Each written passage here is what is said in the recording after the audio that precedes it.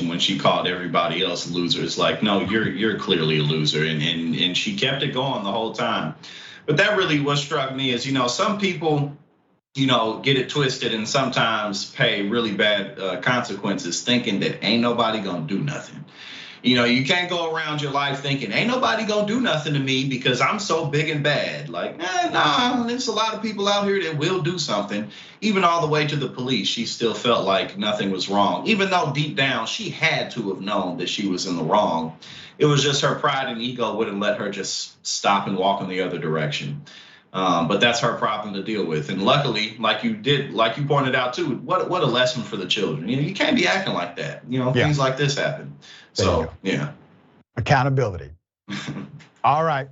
My dear brother, always good to have you on the show. Tell people how they can follow you and check out your great work. Oh yeah, always good to be here. You can check me out on my YouTube channel, youtube.com/@politicsandpaper. We got content rolling up out of there pretty much every day of the week. So it's always good to be here with you, and I'm definitely looking forward to next time. Same here, dear brother. Always a pleasure. All right, remember, take care of yourself, take care of each other, take care of the planet. Remember, the truth is always indisputable.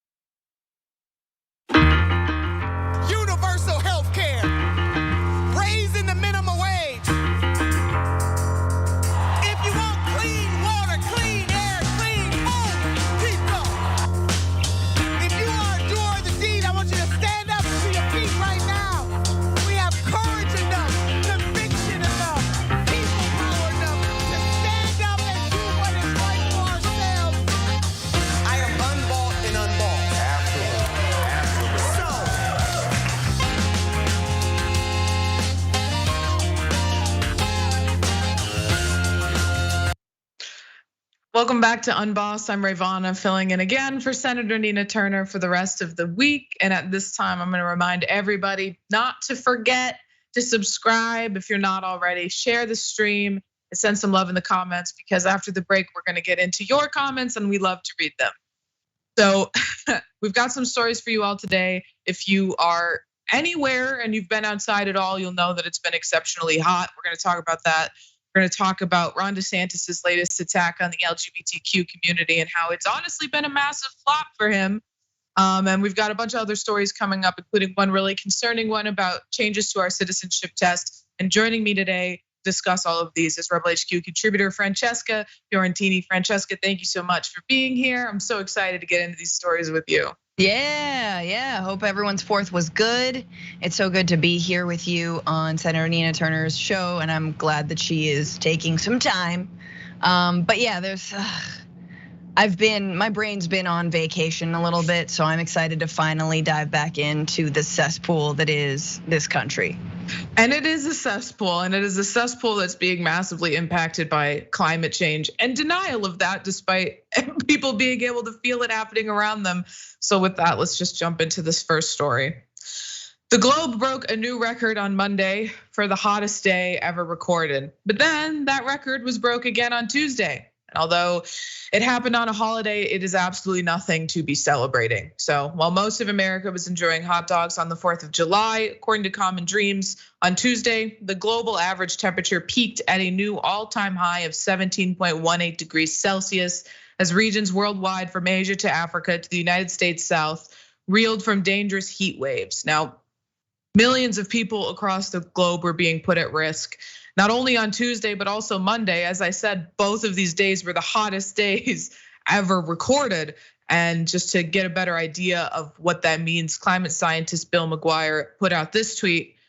Monday, July 3rd was the hottest day ever recorded on planet Earth, a record that lasted until Tuesday, July 4th, totally unprecedented and terrifying. So we can see in this graph, this global temperatures hit a new record. The change in the temperatures over time, and we'll get into some more about what's causing these rising temperatures. But Francesca, it's times like these where it's just so hard for me to fathom climate deniers, because at this point, if you live, I'm in Chicago, it's 90 degrees outside right now, which is not common for this time of year. It's hot, but it shouldn't be this hot. People can feel this happening and still not believe in it. Absolutely, no, and they're told that if they do believe in it, that they're Democrats, and that this is somehow a partisan issue.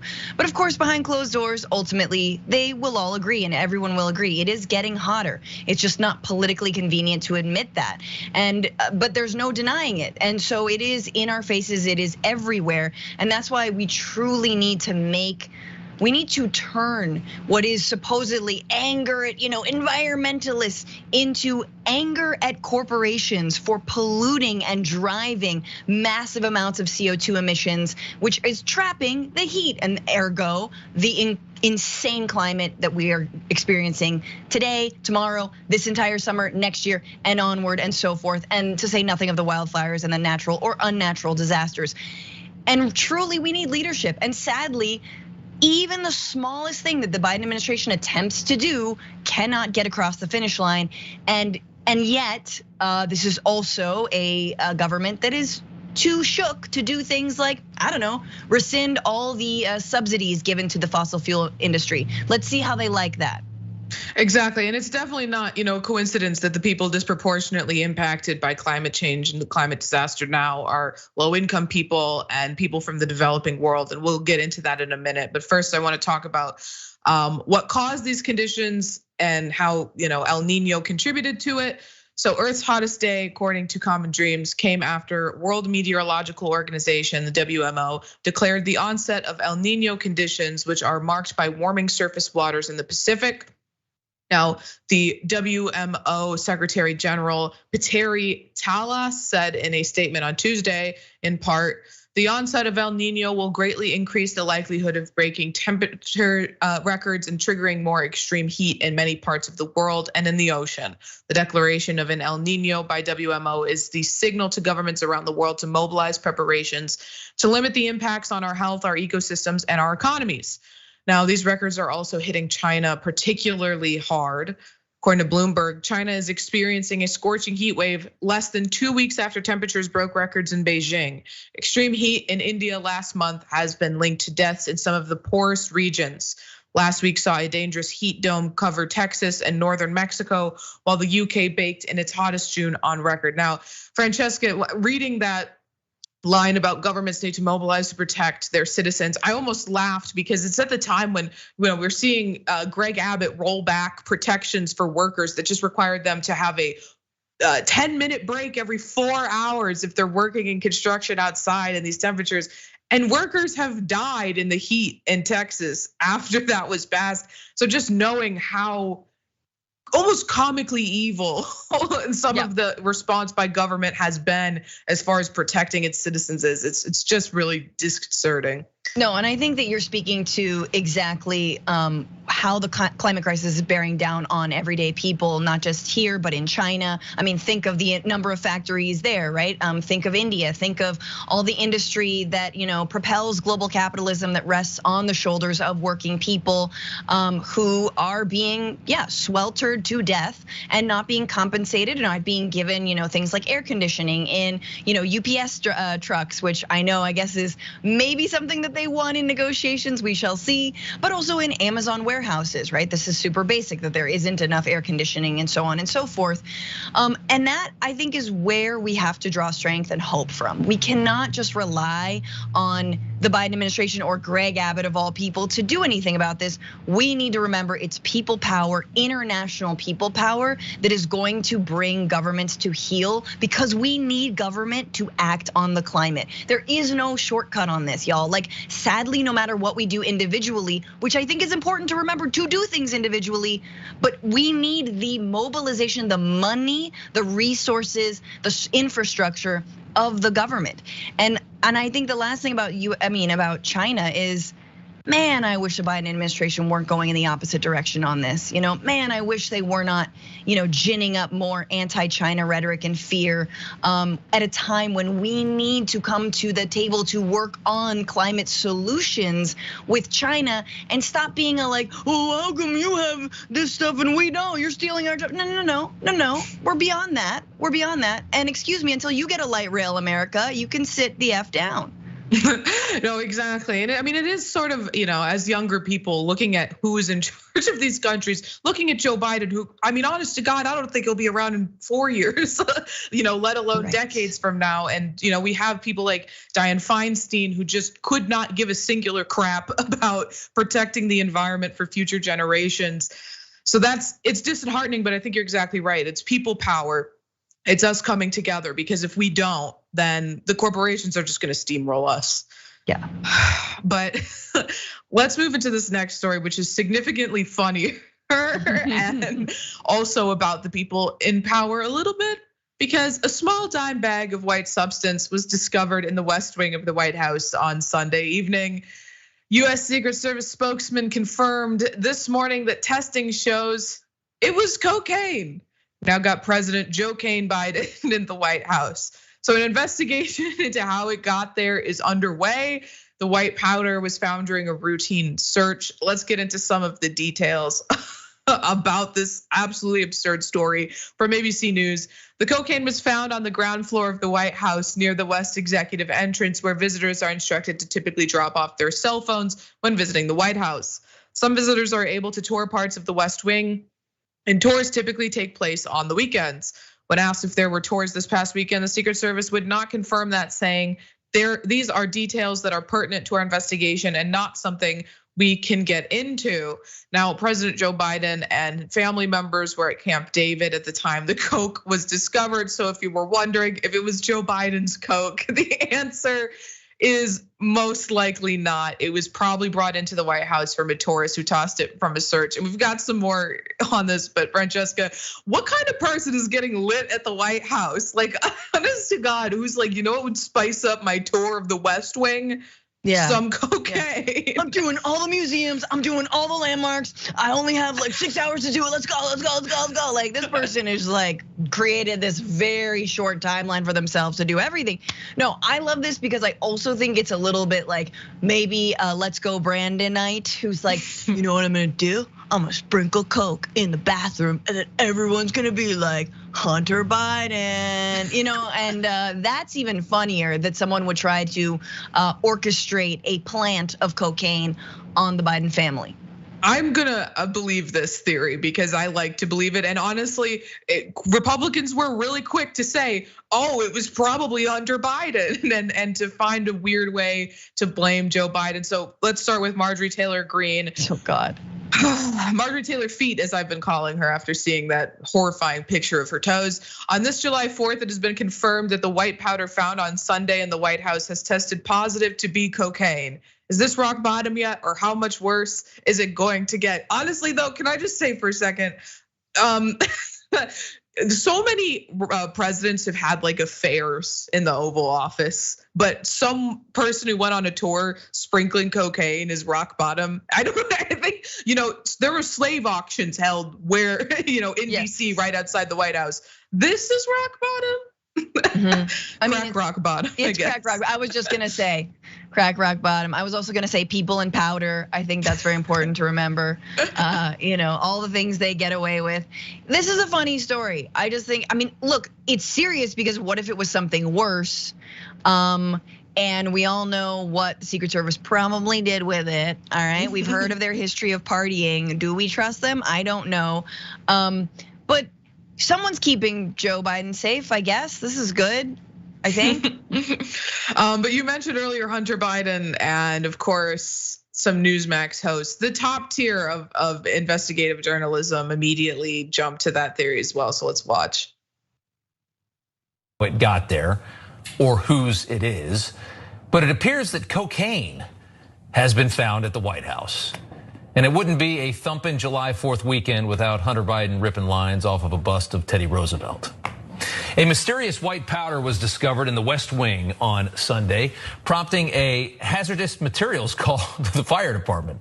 I wish I was making this up, but it's true. Newsmax can confirm the powder is presumed by the fire department to be cocaine. It was sent to a lab for further analysis. Hunter, I can tell you, was at the White House on Friday, leaving with his father for Camp David. Sadly, he may have forgotten his party favors, which is unfortunate. Imagine having to hang out with Joe Biden for 4 days sober. Now that's a long weekend. Okay, a lot of gross things about that segment, but I have to say I'm viscerally angry that at the start of it, he said a thumping weekend and not a bumping weekend. It was right there. The cocaine joke wrote itself and you messed it up. Somehow you messed it up still. But in a strange turn of events, a Fox News anchor was actually the one to call out this blaming Hunter Biden behavior. So let's take a look at that as well. Social media starts making fun, bringing up Hunter's name. It's not funny. No, and I think there was a lot of cheap shots taken at Hunter Biden. He's a recovering addict. Nobody wants to see him regress or slip back into addiction. And I think that the social media comments were just very tasteless on this whole story. I agree with everything she said, except for that nobody wants to see him slip back into addiction. There is an entire wing of the Republican Party who is cheering for that very thing to happen, obsessing over that very thing happening. But I mean, at the end of the day, Francesca, my question about this story is, when am I going to be able to get my cocaine back?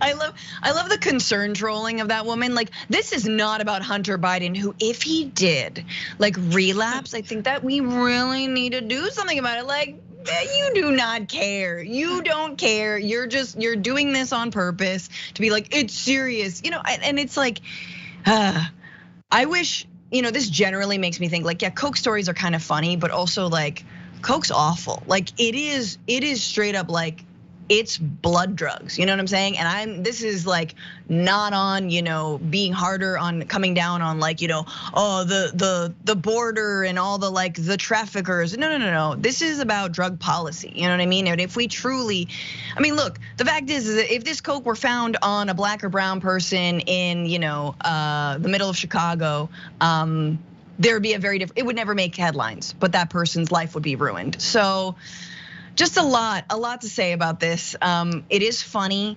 I do think that it was a nice try, and I am very surprised that gentleman from Newsmax wakes up every morning and puts on a suit and a tie, and in his best Peter Jennings voice, like, imagine having to deal with Biden sober.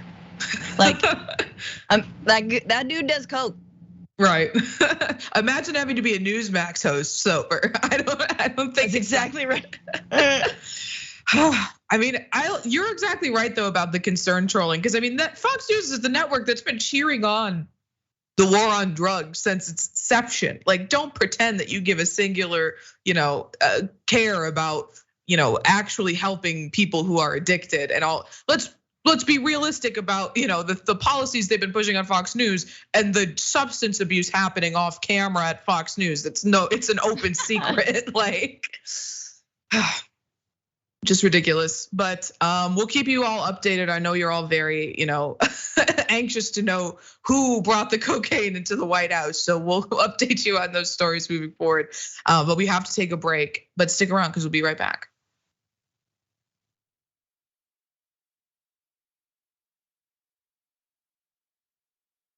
What's happening? I'm Rashad Richey, host of Indisputable with Dr. Rashad Richey right here on TYT. Let me tell you what we do on Indisputable.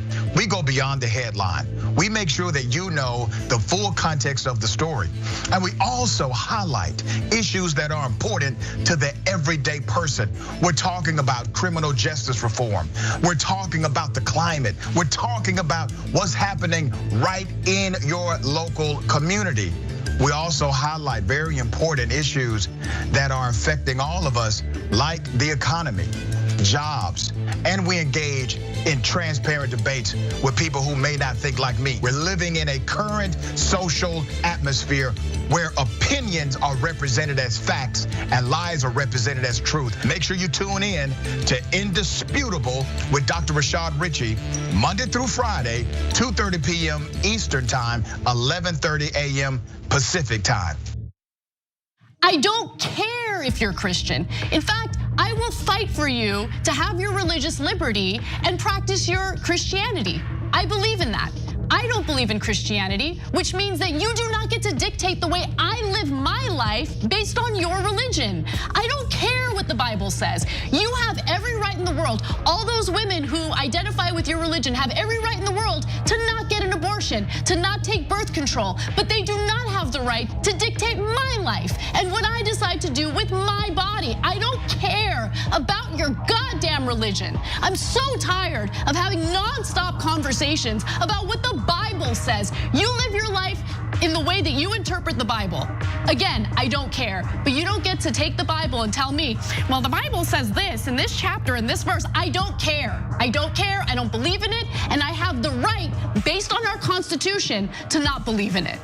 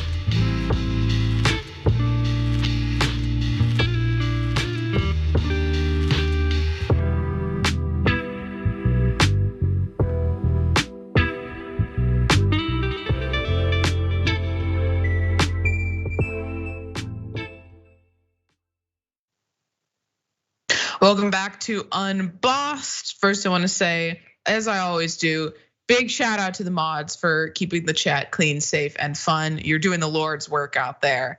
Next, I want to remind everybody about our memberships. One way you can save while signing up for memberships is by joining annually.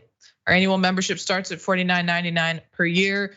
Now, you know that members make a huge difference here at TYT, and together we can amplify the issues that really matter: Medicare for all, criminal justice reform, racial justice, climate change, just to name a few. Of course, fighting for queer rights, especially at a time with an unprecedented attack on the community. Now, you can support our work at tyt.com/join. Now, don't forget, if you ever miss an episode, or if you're busy during the day when you're at work, or your boss doesn't want you to watch TYT at work because they suck, you can always listen as a podcast later on. And if you are listening on Apple Podcasts, don't forget to leave a review for Unbossed. Give it 5 stars. Search Unbossed with Nina Turner. Rate 5 stars and let us know what you enjoy about the show. And speaking of letting us know what you enjoy about the show, let's look at your comments. Over on Twitch, Hut says just Ray ! And Hopeful Heart and Open Eyes says Rayyvana. Thank you so much. I in my head I read that like the Ricola commercials. Hopeful Heart and Open Eyes says Francesca, one of the best to do it. And then a globe emoji. It is, I'm doing it. One of the best in the game. Doing right it now. Worldwide. I think that's what the globe emoji means. Yep, that makes sense. I always tell my cat that she's one of the best in the game right now, and I know she doesn't know what that means, or that she's the best to ever do it. But you know, I think it's high praise. She does. Level 18 white girl says Ray and Franny, what a delightful duo. This should be a wonderful show, and you're damn right, it should be a wonderful show. And Marley Baby says a little late to the show, but so happy to see Ray and Franny. Oh, thank you, Marley Baby.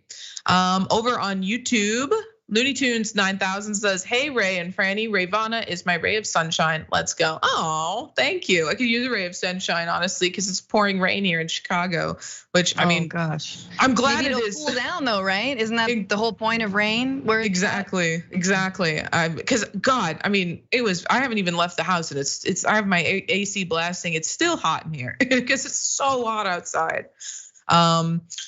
Okay, Bernie the Kiwi Dragon says, I hope Nina didn't get any trouble for that inadvertent F-bomb. Wait, the one that I said, or did she accidentally say the F-bomb? I definitely accidentally said it on Monday, but I did a little finessing, so it didn't come out exactly like that. And Joni King says, great afternoon and happy Wednesday, ladies. Oh, Wednesday. Happy Wednesday. And Mark Davis, thank you for being a member for 18 months, says, no, I saw snow this one time, so climate change is just the lizard people lying to us. I do love that argument though. Oh, well, sometimes it's cold, so checkmate. Sometimes it's so cold we have to burn our furniture in the furnace because there's not enough electricity to generate heat, right? Even though yesterday it was 75, right? Texas, isn't that normal? Sometimes it is cold. Literally people freezing to death in their own homes, but it was cold, so global warming, not buying it. From the members section, Eclectic Miscellanea says, I think I'm going to steal that expression, Francesca, the cesspool that is this country. It will be a good change from saying hellscape or dystopia. Yeah, it's true. Hellscape is sort of, we've done hellscape enough. We can move to cesspool. We've graduated. Wolf Dragon Donna says, love Ray and Franny, you two are awesome. Well, thank you. And Inquisitioner, the name is complicated. Inquisitioner, I'm gonna assume is what it is, but there's a space in there. Ray, Yay, and Franny, I'm a fan. Have a nice piece, humans. Well, thank you, and we will. You have a nice piece too. What are we talking about? I've never heard that, but you got a nice piece. Hey, nice piece. Okay. What's not so nice though is this next story and what the government is trying to do with the immigration process. So the path to United States citizenship is looking like it's going to become more difficult as a result of some changes to the testing. Now, this is coming from the Associated Press. This headline here reads, US citizenship test changes are coming, raising concerns for those with low English skills. The naturalization test is one of the final steps towards citizenship, a months-long process that requires legal permanent residency for years before applying. Many are still shaken after former Republican President Donald Trump's administration changed the test in 2020, making it longer and more difficult to pass.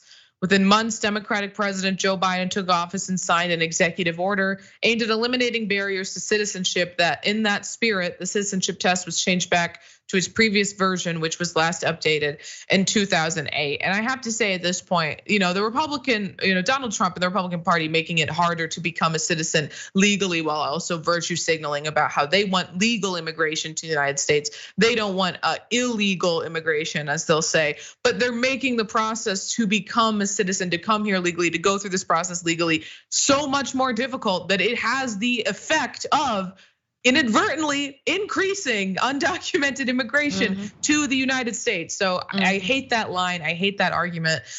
And I also hate that despite the fact that the Biden rolled back some of those changes in December, United States authorities said an update is needed to the citizenship test after 15 years. And this new version is expected late next year. So let's talk about some of the changes that they're asking for. From Associated Press, US Citizenship and Immigration Services proposes that the new test adds a speaking section to assess English skills. An officer would show photos of ordinary scenarios like daily activities, weather, or food, and ask the applicant to verbally describe the photos. And this is a sizable change from the way that they're currently doing it. Because in the current test, an officer evaluates speaking ability during the naturalization interview by asking personal questions the applicant has already answered in the naturalization paperwork. And Francesca, we talked about this a little bit before the show. I don't understand why this is a requirement at all. We don't have a national language. You should not have to show English proficiency to become a United States citizen, in my opinion, because you could be born here and never learn to speak English because your family doesn't speak English, and that would never be a requirement made of you, and you could get by pretty okay. I mean, I have an aunt who's Korean and has just refused to learn English, and she's been living here longer than I've been alive, and God bless her. And she gets by just fine. So I mean, the idea that they're gonna force people to learn to speak English and put that added pressure on them. Yeah, they're business owners. They are workers. They are caregivers. They are family. They're their parents. They're Americans. They eat hot dogs and light off fireworks on the 4th of July, maybe not. And it doesn't matter if they speak English or not. Like it is, that is the point of this country, right? Yes, it is taught in school. Largely, you probably assume folks are gonna learn a modicum of English, right? But this is, of course, a barrier to that, and moving us towards what I think one of the, not one of the first pillars of the right, but one of the sort of priorities of the right is to make English a national language, right? As if any other language, let's say Spanish, as if Spanish were like really gaining on English, and everyone's looking at, it's the same, sort of, again, Christian fragility that you see everywhere, where it's like, oh no, other religions are coming for us. Where, when, how? Nope, no, they're not. You recognizing other holidays and other religions, respecting them, absolutely does not mean Christianity is under threat. It is still the majority religion in this country, just like English is the majority language. But again, this is all neither here nor there. The point is, most Americans, citizens, could not answer the current naturalization test, even if they really study. Like let's just keep it 100. Like, full disclosure, a Canadian friend of mine asked me some questions, and I was like, I don't know that one. Like, there was a couple. The exact number of Congress people, let's be real, 435, I believe now, I know that. For sure, I was flirting, it was like 437, I was close. But look, it's not easy already, and to have to answer that in English with a naturalization officer in front of you, which by the way, another Canadian friend of mine, a lot of Canadians looking for citizenship, said that it's incredibly nerve-wracking when an officer is speaking to you directly, and even though you've studied, you kind of buckle up, and sometimes they're like weird or whatnot, and so there's a lot of pressure anyway, even though folks have waited for this moment, have studied, have worked for this moment, have lived in this country and paid their taxes for many years. But yeah, it's again with everything related to immigration in this country. It is all politicized. It is all for show. As you pointed out, it has nothing to do with doing things the right way. It is to do with maintaining white English minority rule. Exactly, and it really perpetuates like the racist stereotype that someone who doesn't speak English or is not proficient in English is dumb, they're stupid. When, if you ask them some of these, they've studied, they've prepared. If you ask them these questions in their native language, they would be much more comfortable and probably much more successful. But just to go back to the changes between the current test and the new test, Bill Bliss, who's the citizenship textbook author in Massachusetts, pointed out some of the setbacks on this new proposed photo-based test. In a Medium post, he wrote, "Picture prompt speaking test depicting situations of ordinary life, are commonly used to place students into general English language classes or evaluate their progress, but they do not elicit the level of meaningful performance of English skills that applicants demonstrate when communicating their most important personal information during the normal course of the interview." But the picture test isn't the only proposed change from the original test. According to the Associated Press, another proposed change would make the civics section on US history and government multiple choice instead of the current oral short answer format. Currently, the applicant must answer 6 out of 10 civics questions correctly to pass. Those 10 questions are selected from a bank of 100 civics questions. The applicant is not told which questions will be selected, but can see and study the 100 questions before taking the test. Now, this change has been met with significant backlash.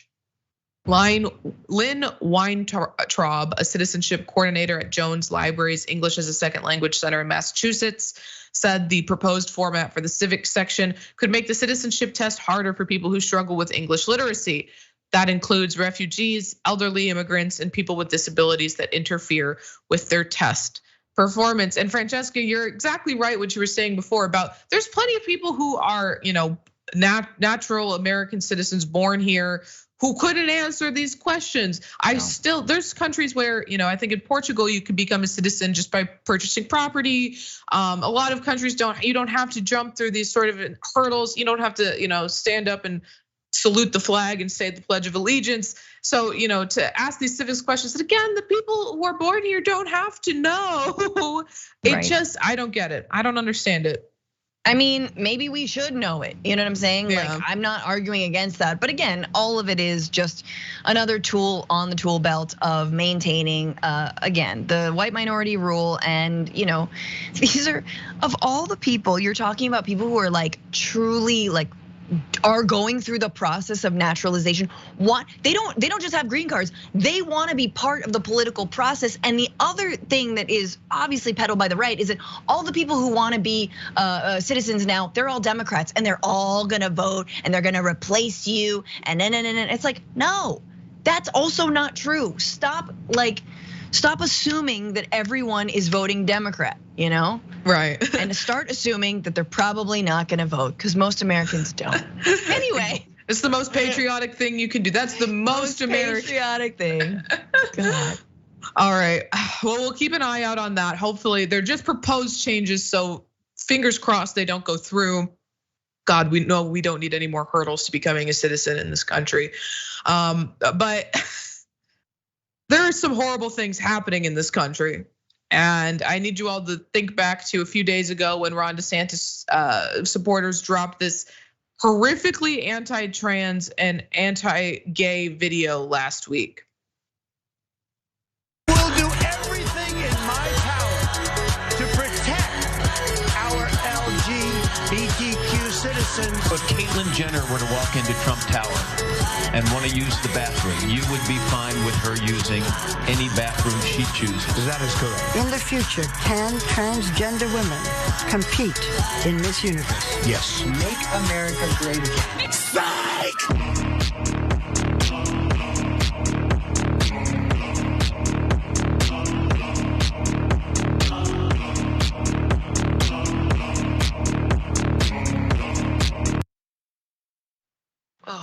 Yeah, Jesus Christ. I mean, I got some stuff to get into, but Francesca, at first I feel like we have to address this insane ad.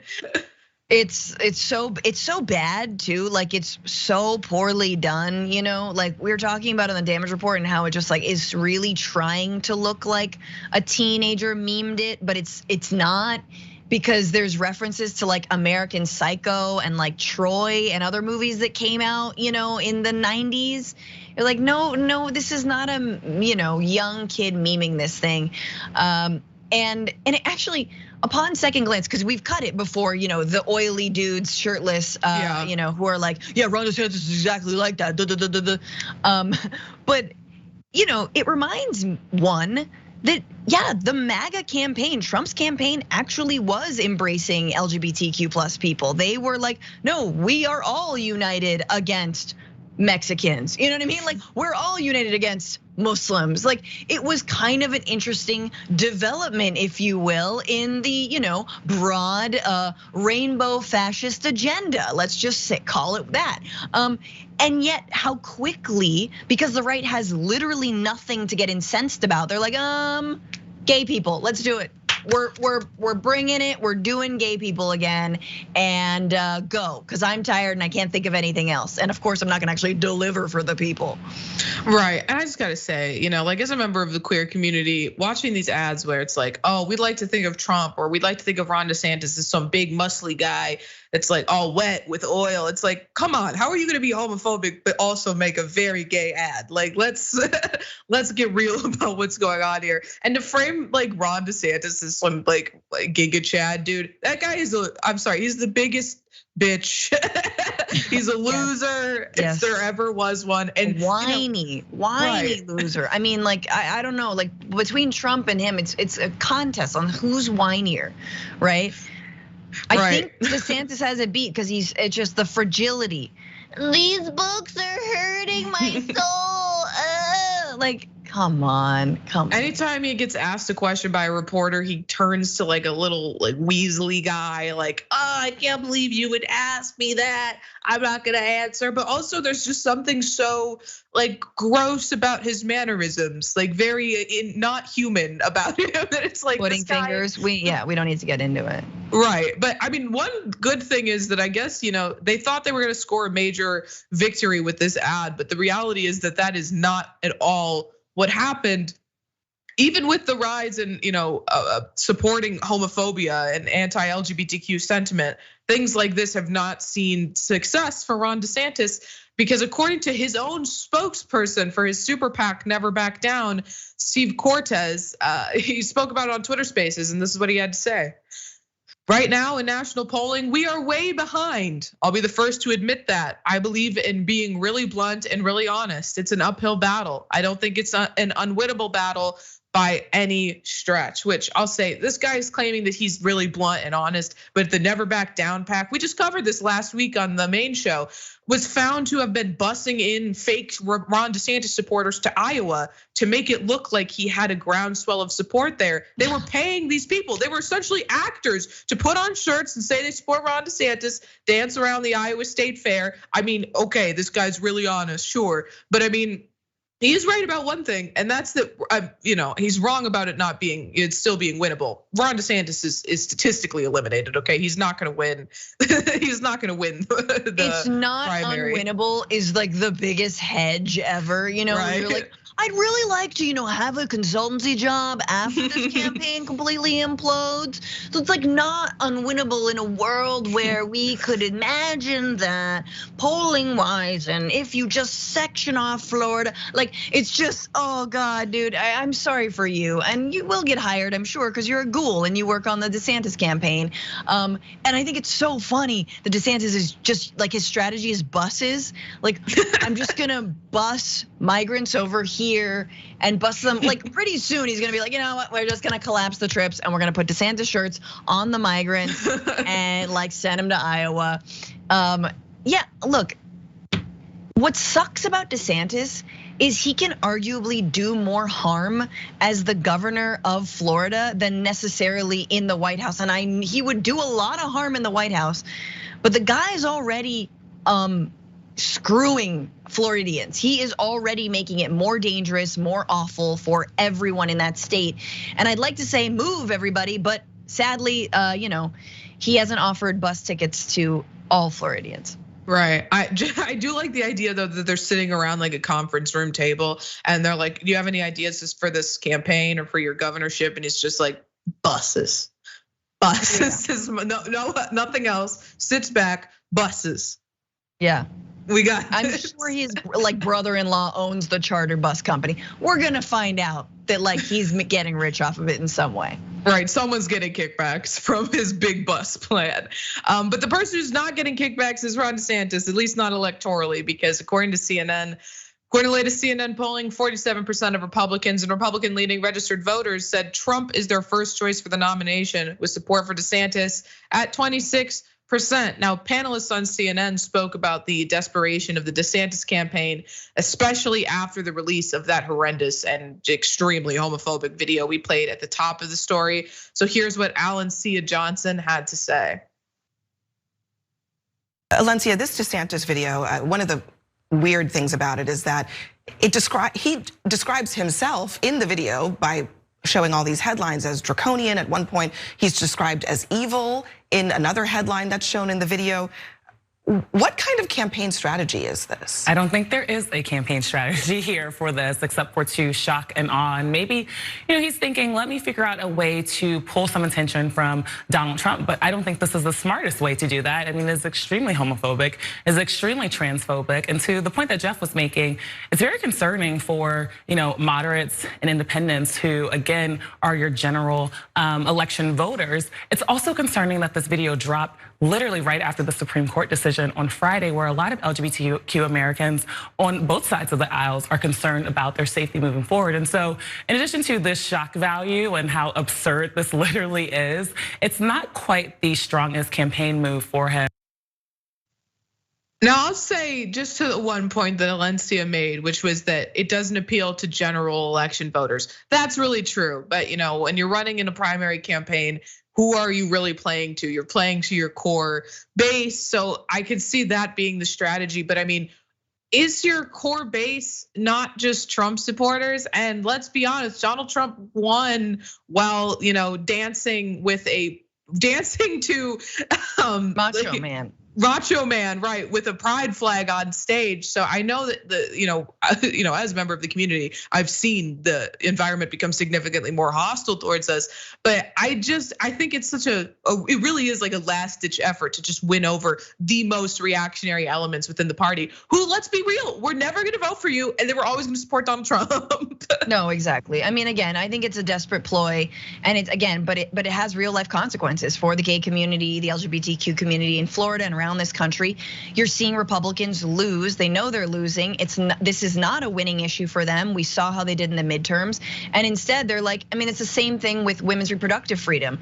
That's the last thing that they think they can still control. So they're gonna go after it. It is a sign, in my opinion, of desperation. It will not stand, it will not hold. And case in point, as you're pointing out, and all the polling shows, DeSantis is losing. Yeah, it's losing. It's a losing issue. Trump's like xenophobic faux populism, that can win. That can win. Why don't you do more of that? I mean, hey, I'm not your advisor in hell. I mean, and that's exactly right, because they're getting everything they ever wanted, the Republican Party, but they're losing huge portions of the electoral bases in doing so. And hopefully that means that we won't see a Republican victory anytime soon and the Democrats can take back the House and keep the White House. But I don't know, because they're running Joe Biden, so who's to say? Yeah. Speaking of Joe Biden, let's jump into this next story. A federal judge is now blocking the Biden administration from asking social media companies to take down certain content. This is a big deal, and this could be a huge blow to the White House's fight against misinformation about COVID vaccines, elections, and many other critical issues. It's a big win for the Republican attorneys general who sued and accused the federal government of censorship. Now, in his ruling, the Trump-appointed judge writes, quote, during the COVID-19 pandemic, the United States government seems to have assumed a role similar to an Orwellian ministry of truth. What? Apparently that judge has been reading Matt Taibbi's writing, because I mean, it's pretty word for word. But like maybe yes, right? Right. So as you all heard, a federal judge wants the Biden administration to apparently stop limiting disinformation on social media. Now let's take a look at more on this ruling per the New York Times and also per the federal judge in Louisiana who made this decision. In the ruling, Judge Terry A. Doughty of the U.S. District Court for the Western District of Louisiana said that parts of the government, including the Department of Health and Human Services and the Federal Bureau of Investigation, could not talk to social media companies for the purpose of urging, encouraging, pressuring, or inducing in any manner the removal, deletion, suppression, or reduction of content containing protected free speech. In granting a preliminary injunction, Judge Doughty said that the agencies could not flag specific posts to the social media platforms or request reports about their efforts to take down content. And the ruling on Tuesday in a lawsuit brought by the attorneys general of Louisiana and Missouri is likely to be appealed by the Biden administration, but its impact could force government officials, including law enforcement agencies, to refrain from notifying the platforms of troublesome content. Now, Ali Honig, CNN's senior legal analyst and former assistant US attorney of the Southern District of New York, weighed in on this ruling. So let's take a look at that. This is a conservative ideology that clearly comes through in this decision. It's a conservative political ideology, right? We saw some of the quotes questioning vaccines, questioning masks, conservative talking points. But the ruling itself is the opposite of judicial conservatism. This is one of the most aggressive, far-reaching rulings you'll ever see. What this judge is purporting to do is to micromanage, really, the day-to-day interactions between essentially the entire executive branch, all these agencies that are listed as defendants, and the leading social media companies. And in the actual temporary injunction, the judge basically says, you're not allowed, administration, to talk to these social media companies about any protected free speech except for cybersecurity threats, national security threats, criminal threats. But where's the line? Who's going to police this? Yeah, and as we said earlier, the Biden administration is going to challenge this ruling, definitely, and it'll probably be reversed on appeal, hopefully. But Republicans have already been really quick to celebrate it. From the New York Times article, Jeff Landry, the Louisiana Attorney General, said in a statement that the judge's order was historic. Missouri's Attorney General Andrew Bailey hailed the ruling as a huge win in the fight to defend our most fundamental freedoms. Both officials are Republican. Now, there has been an increase in disinformation regarding COVID-19, of course. From Digital Journal, the impact of this trust deficit becomes evident in different areas of research. One study reveals that nearly 80% of adults have encountered at least one of 8 false statements about the COVID-19 pandemic. Study further found that belief in COVID-19 misinformation was directly correlated with both vaccination status and partisanship. And it won't surprise you that this next graph will show you where people are consuming the most misinformation and disinformation. Yeah, of course, it's Facebook. Of course, it's on Facebook, naturally. I mean, Francesca, I had friends who said things to me that I was shocked that they, I had a friend who said she was afraid to get the vaccine because she thought it would make her unable to have children in the future. And of course, where did she find that? On Facebook. And I think that there is, a security issue that the government has an interest in, preventing this information from spreading widely, because it does put people at risk. It severely puts them at risk of harm. Yeah. Right, it is a national security threat if you believe that COVID-19 is real. If you believe that the over 1 million people who died in this country are actually dead. Or I guess they all just died of, pre-existing causes. I wonder, or like it is. This is so critical to the moment that we're living in, and sadly, once again, we do not have the government equipped to truly take this fight on. Look, this judge was appointed by Donald Trump in 2017. I'm sure he bought his bar degree, on some sort of floating island owned by Peter Thiel. Like I have no question about that. This dude was put there for a reason. This is why elections, sadly, in our duopoly system just matter, right? And look, I think that the other thing to note about this is that the Biden administration had a disinformation board they were putting together, if you guys remember that. And then guess what? All the right wing, they descended on one of the advisors, I believe it was Taylor Lorenz, and they freaked out about this person advising the White House. And then what did the White House do? They backed away from their disinformation board. So we are very ill-equipped to combat basic disinformation. And this again, it's like, the money is in favor of disinformation. The algorithm loves disinformation. Ergo, all of these social media sites love disinformation. No one is putting the brakes on the amount of disinformation. No one. So who's gonna do it? It has to be the federal government. It has to be the government to play some kind of role. Exactly, and just to the point quickly about judges, I mean, it hasn't escaped me that the people who were telling you not to worry about appointments of federal judges are the same people spreading COVID misinformation now that the judiciary is squarely in their favor. But let's move on to this last story before we wrap up here. Now, thousands of hotel workers braved the California heat this weekend and went on strike.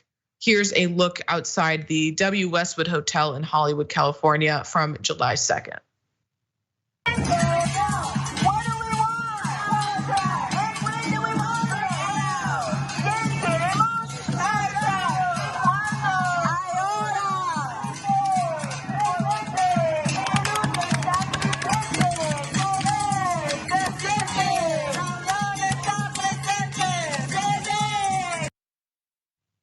So there you saw them outside on strike. Let's get into some of the details about the strike from CBS.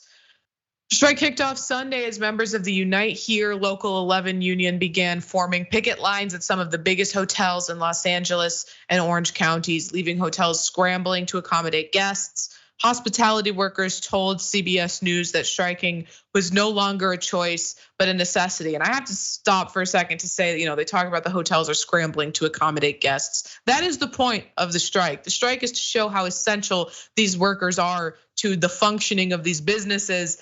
And of course, they're scrambling now because they have been screwing them out of protections and, other labor rights that they have for so long. And they're saying, look how hard it is for you to do our jobs.